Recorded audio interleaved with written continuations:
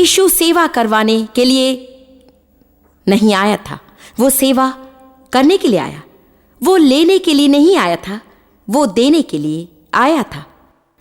मेरा विश्वास है कि देने का स्वभाव तो सामर्थी स्वभाव है जो शैतान को बेअसर करता है। मैं सोच भी नहीं पाती कि वो मुश्किल से जानता होगा कि उसके साथ क्या करें, जो हर सुबह उठता है और उसका पूरे दिन का उद्देश्य होता है कि मैं कैसे आशीष हो सकता हूं और मैं दूसरे का जीवन कैसे आशीषित कर सकता हूं। मैं आपको बताना चाहती हूं, जब हम अपने मन से खुद को दूर करते हैं और दूसरों को खुश करने की कोशिश में अपना जीवन जीते हैं, तो शैतान चिल्लाने के सिवा और कुछ नहीं कर सकता है और आपके जीवन के विषय की उसकी सब योजनाएं खत्म हो जाती हैं और वो व्यर्थ हो जाती हैं, क्योंकि वो काम नहीं करेंगी।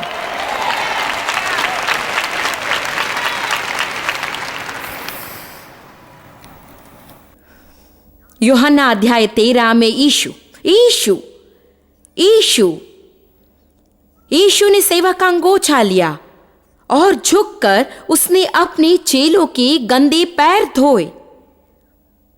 देखिए वचन 17। सब खुश रहना चाहते हैं, हम कैसे खुश रह सकते हैं? यूहन्ना अध्याय 13 पद 17। तुम तो ये बातें जानते हो और यदि उन पर चलो तो धन्य हो। यदि आप घर जाकर संदेश के अनुसार ना करें तो कलीसिया में आकर संदेश सुनने से कोई लाभ नहीं है और आपकी परीक्षा होगी। आपकी परीक्षा अवश्य होने वाली है। अपनी बाइबल के पन्ने पर इस बात को लिख लें, मेरी परीक्षा अवश्य होगी। अपने मन में ठान लें कि आप उसमें से होकर जाएंगे। हमें ये भाग पसंद नहीं, ऐसा है, मुझे ये मत बताओ। यदि आप बताएंगे तो मैं जल्दी ही चली जाऊंगी, मैं वो सुनना नहीं चाहती। कुछ भी हो ये तो होगा ही, इसलिए ये अच्छा है कि आप सुन लें। और अच्छा स्वभाव कैसे बनाए रखें, इस विषय मुझे आपको प्रोत्साहित करने दें ताकि आप उस परीक्षा में सफल हो जाए और आपके जीवन भर उसी पहाड़ के आसपास चक्कर काटना बंद करें। हर समय लोगों से मैं एक बात कहती हूं, पवित्र आत्मा की पाठशाला में आप कभी असफल नहीं होंगे। आप उसी परीक्षा में से बार बार होकर जाए जब तक कि उसमें से उत्तीर्ण ना हो जाए। मत्ती अध्याय 5 1 से 12 में हम पहाड़ी उपदेश या धन्य कथन देखते हैं। मैं उसे धन्य कथन कहती हूं, धन्य। पहाड़ी उपदेश पर लिखी किताब मैंने पढ़ी जिसका नाम था द बी हैप्पी एटीट्यूड। उनमें से हर एक स्वभाव के विषय बताता है। यदि आप उसे बनाए रखिए तो ये आपके जीवन में सामर्थ उत्पन्न करेगा। यह आरंभ में ही कहता है, धन्य है वे जो मन के दीन हैं। आइए कुछ मिनट के लिए मत्ती 5 में चलें। यदि आप स्वभाव के विषय में कुछ अध्ययन करना चाहते हैं तो मत्ती 5 पढ़ें।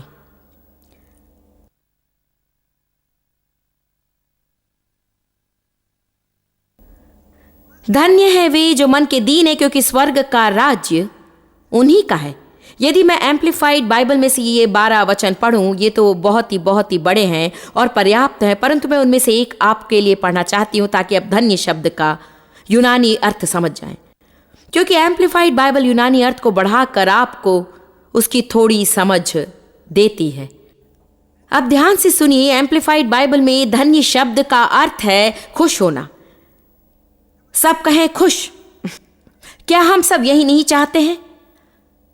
आप बस सुबह उठकर खुश होना चाहते हैं। लोग सोचते हैं यदि मुझे अलग कार मिल जाए तो मैं खुश हो जाऊंगा, यदि मुझे अलग नौकरी मिले तो मैं खुश हो जाऊंगा, यदि मेरा विवाह हो जाए तो मैं खुश हो जाऊंगा, यदि विवाह ना करूं तो खुश हो जाऊंगा, यदि मेरे बच्चे हो तो मैं खुश हो जाऊंगा, बच्चे बड़े होकर बाहर जाए तो मैं खुश होऊंगा। लेकिन मुख्य बात यह है कि लोग बाहर जाकर वस्तुएं खरीदते क्योंकि वो सोचते कि वो उन्हें खुश करेंगे। हम बस खुश होना चाहते हैं। वो कहते हैं धन्य होने का मतलब है खुश होना है, आनंदित होना है और जीवन में आत्मिक रीति से परमेश्वर की कृपा में आनंद और संतुष्टि और उद्धार हो। आपकी बाहरी बातें उस पर प्रभाव नहीं डालेंगी। धन्य होने का यह अर्थ होता है। इसका अर्थ है चाहे आपके जीवन में कोई भी परिस्थिति क्यों ना हो, आप खुश रह सकते हैं। चाहे आप कोई भी स्थिति में हो, आप खुश रह सकते हैं। ये मेरे विचार नहीं है, मैं इसे आपके सामने बाइबल में से पढ़ रही हूं। मैं जानती हूं कि विचार है, परंतु ये कठिन है, ये कठिन है, ये बहुत कठिन है। लेकिन ये तो बुरा स्वभाव है। यहां तक कि ये भी छोड़ देने वाला स्वभाव है, डगमगा देने वाला स्वभाव, छोड़ देने वाला स्वभाव कहता है मैं नहीं चाहता कि तुम कुछ करो। हमें तो योद्धा का स्वभाव रखना चाहिए। आमीन।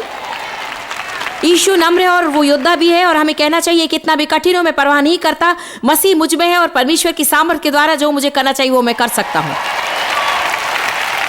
बुरी परिस्थिति में अच्छा स्वभाव रखना शायद संसार के लिए कठिन हो सकता है, परंतु ये आत्मा से भरे हुए विश्वासी के लिए बहुत कठिन नहीं है। कहें इसके लिए जो लगता है वो मेरे पास है, मैं बुरे व्यक्ति से भी प्यार कर सकता हूं।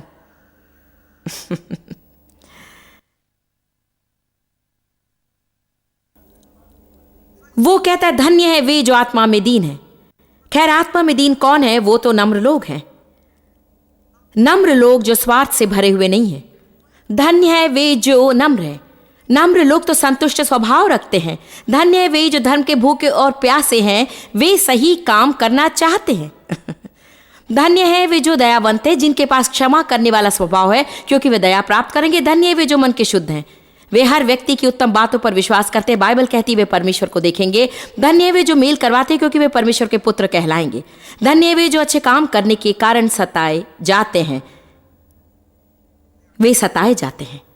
आप जानते ये समय है कि जंगल में से बाहर आएं और प्रतिज्ञा के देश में रहें। इस्राएली मिस्र में से बाहर आए। हमारे जीवन में इन बातों के मिलने के कारण हम उद्धार पाते हैं। वे मिस्र से बाहर आए, वे पूरे बंधन में थे, अपने शत्रु की सेवा करते थे। उद्धार के पहले हम पूरे बंधन में थे, शैतान की सेवा करते और क्या चल रहा है उसे भी नहीं जानते थे। हमने उद्धार पाया। ठीक है, हम अगले ही दिन कहां पर थे? जंगल में प्रतिज्ञा के देश के विषय सुन रहे थे। आप कहेंगे जंगल में का अर्थ क्या है? हां, क्योंकि आपके प्राण में अभी भी वो बातें हैं जिनके साथ निपटना जरूरी है। आपके मन में अभी भी वो बातें हैं जिसके साथ में निपटना जरूरी है। आपके पास अभी भी वो स्वभाव है जिसके साथ निपटना जरूरी है। हालांकि आपका नया जन्म हुआ और अचानक आप परमेश्वर के राज्य के और परमेश्वर की प्रतिज्ञाओं के वारिस हो गए हैं। वे नैतिक रूप में आपके हैं। यीशु के लहू के द्वारा वो आपके लिए खरीदा गया है। हमारा नैतिक रूप में क्या है और हम क्या अनुभव करते हैं, इसमें फर्क है। कई वर्षों तक ये मेरे लिए बहुत गड़बड़ी में डालने वाली बात थी। मैंने प्रतिज्ञा के देश के विषय सुना, मैंने संपन्नता के विषय सुना, आनंद के विषय सुना, मैंने सामर्थ के विषय सुना। मेरा मतलब मैंने उन सब बातों के विषय में सुना था जो मेरी हैं, लेकिन मेरे हाथ में उनमें से एक भी नहीं था। और मैंने दुष्टात्माओं को तब तक भगाया जब तक कोई दुष्टात्मा बाकी ना रही। और मैंने अपने ऊपर इतनी बार हाथ रखवाया कि मुझे आश्चर्य होता है कि क्या मेरे सिर पर कोई बाल बाकी भी रहे। और फिर भी मैं बड़ी गड़बड़ी में जीवन भर रही।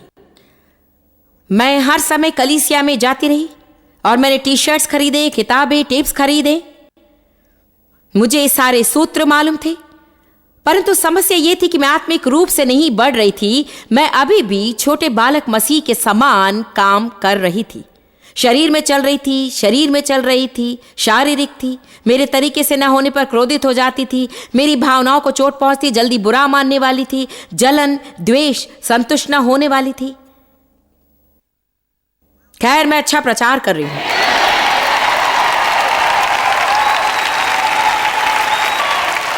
बात यह है कि आपका उद्धार होने से ये सब बातें ऐसी ही नहीं चली जाएंगी।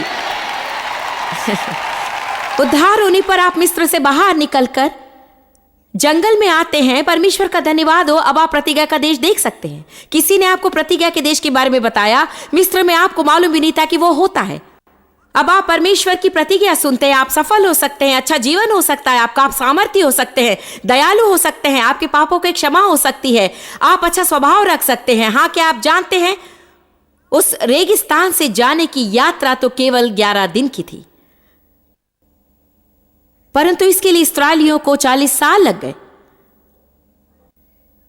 और लगभग 20 लाख लोग मिस्र को छोड़कर चले थे, परंतु उनमें से केवल 2 केवल 2 लोग ही प्रतिज्ञा के देश में प्रवेश कर पाए, ये तो अच्छा प्रतिशत नहीं है। केवल 2,000 नहीं, केवल 2। मिस्र में से निकलने वाले 20 लाख लोगों में से केवल इतने ही प्रतिज्ञा के देश में प्रवेश कर पाए।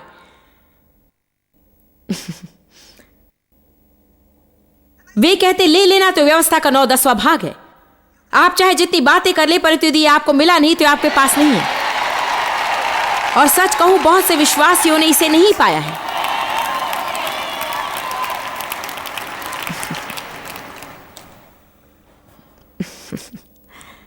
बताइए उनकी समस्या क्या थी?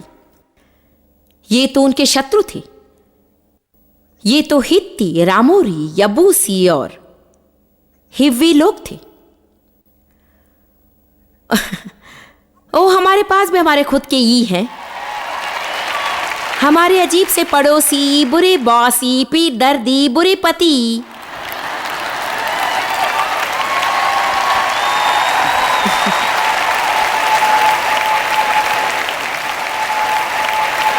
बुरा बचपन ई,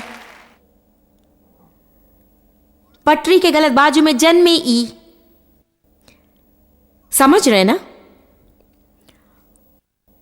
उसका अध्ययन करते वक्त मुझे इतना प्रकाशन मिला और परमेश्वर ने मुझे दिखाया कि उनके शत्रुओं के कारण वे प्रतिज्ञा के देश से बाहर नहीं रहे, परंतु अपने स्वभाव के कारण वे बाहर रहे, क्योंकि उनका बस बुरा स्वभाव था। मैंने उसका अध्ययन किया और सच में 10 जंगल की मनोवृत्ति या गलत मनोवृत्ति पाई जो उनके पास थी, और इस कारण वे जंगल में भटकते रहे। मैं चाहती हूं कि आप जान जाएं कि आपको खुश रहने से रोकने वाला शैतान नहीं है। आपके बॉस नहीं, वो आपके पति नहीं है, वो आपकी पत्नी नहीं, वो आपके बच्चे नहीं, वो आपकी पुरानी कार नहीं है, वो आपकी खारिश होने वाली पीठ भी नहीं। वो बस आपका स्वभाव है। मैं अपना मन नहीं बदलूंगी, इसलिए अच्छा है आप अपना मन बदल दें।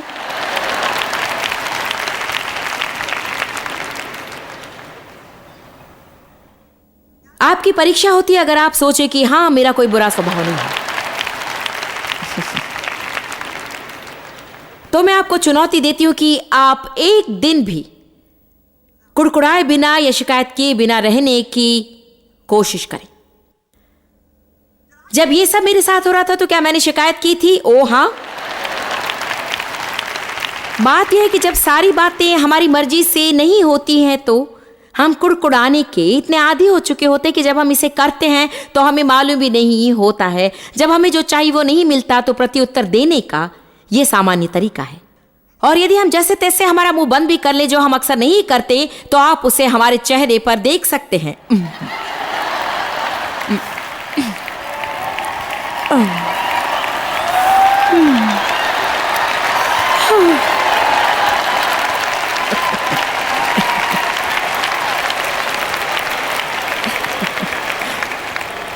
और फिर जो सकारात्मक अंगीकार के विषय जानते हुए अपने विषय घमंड करते हैं, क्योंकि हम नकारात्मक बात नहीं कहते हैं।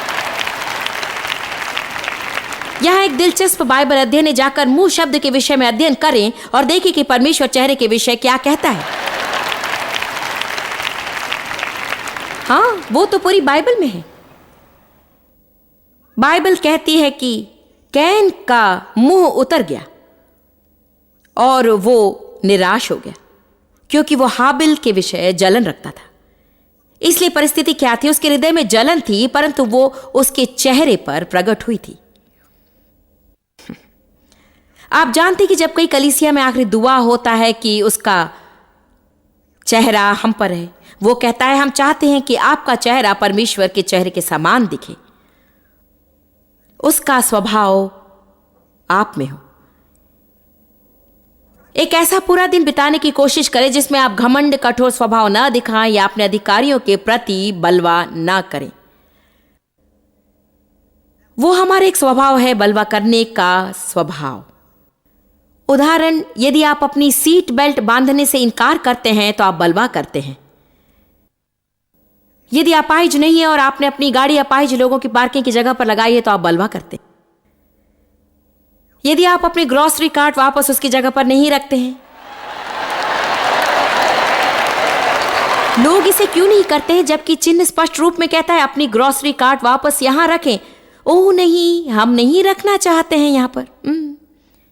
इसीलिए तो उन्हीं पैसे मिलते हैं, उन्हें ये करने दो। फिर हम शिकायत करते हैं कि सारी चीजें बहुत महंगी हो गई हैं।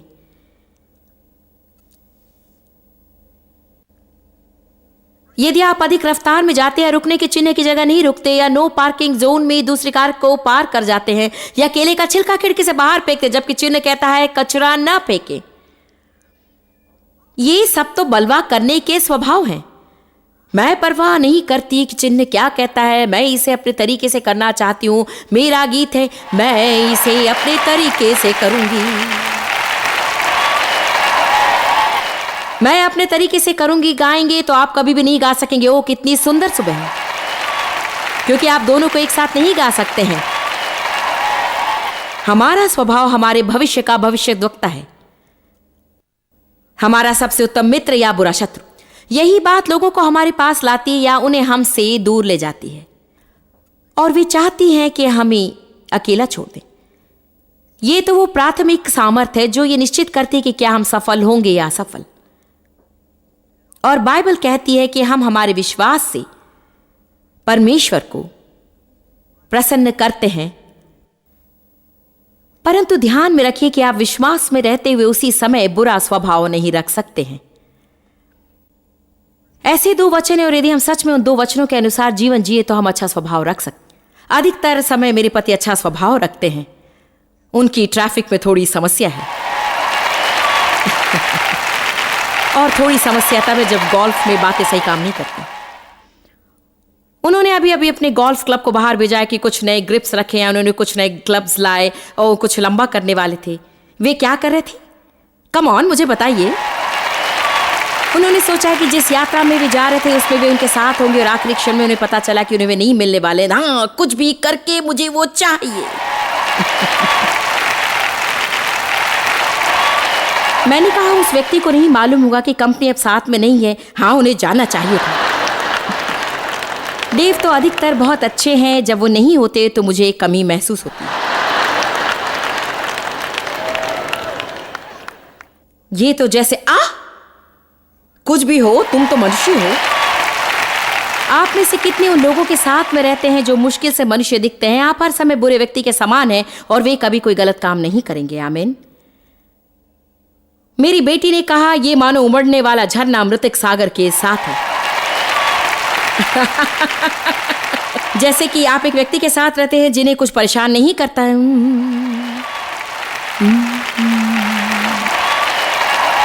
प्रभु की स्तुति हो, और आप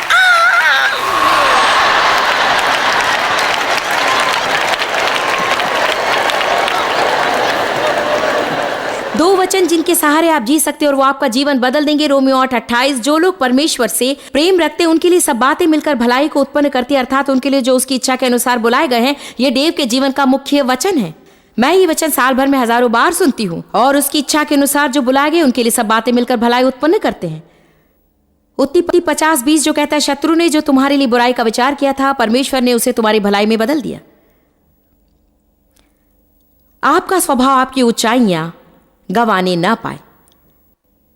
जिस क्षण आप उन्हें होते हुए देखें तो आपको कुछ बदलाव लाने होंगे। जानते हैं, जब समस्या हो तो एक काम हमें करना है कि चीजों को सही दृष्टिकोण से देखें।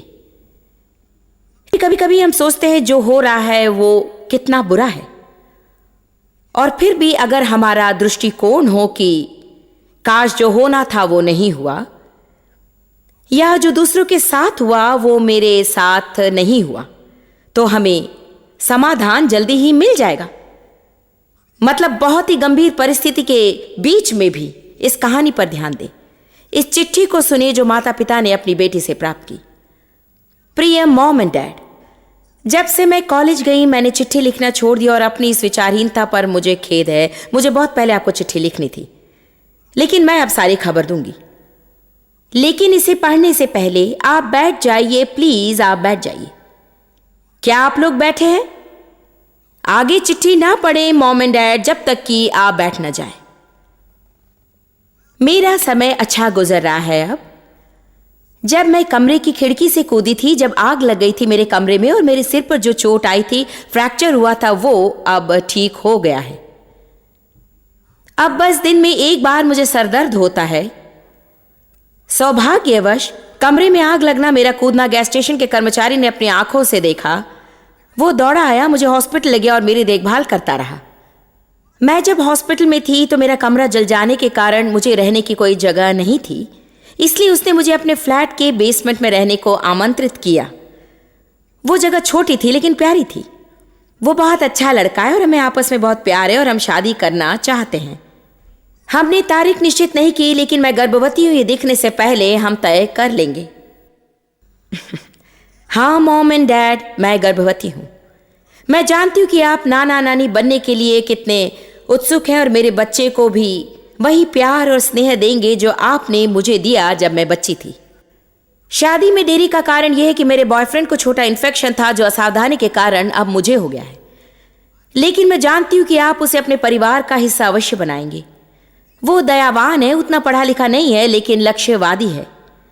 हालांकि वो हमारे धर्म और हमारी जाति का नहीं है, मैं जानती हूं कि आपका धीरज आपको इस बात को सहने की शक्ति अवश्य देगा।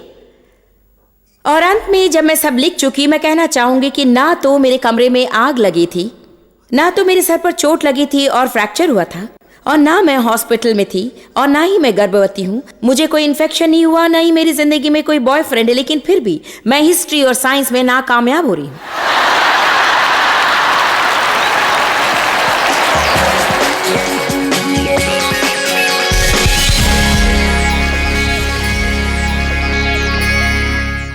कितने लोग अपने जीवन के विषय में सकारात्मक बदलाव चाहते हैं।